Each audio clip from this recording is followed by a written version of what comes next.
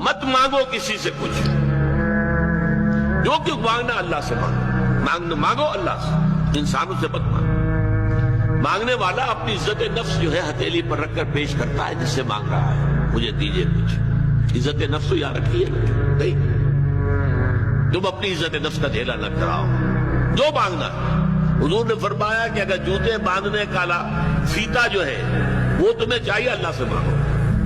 اب یہ اللہ کا معاملہ کس ذریعے سے پہنچا دے، کس کے دل میں ڈال دے، کیا شکل پیدا کر دے، تمام اسباب جو ہیں عالم کے وہ تو اللہ کے قبضہ قدرت میں ہے۔ کون سے سبب کے ذریعے سے اللہ تعالیٰ وہ تمہاری ضرورت پوری کرا دے، یہ اس پر چھوڑو، مانگو اللہ سے۔ انسانوں کے سامنے دست سوال دراز مت کرو، لیکن دوسری طرف اگر کوئی اپنی ہتھیلی آپ کے سامنے کر ہی دے تو اسے ٹھوکر مت مارو۔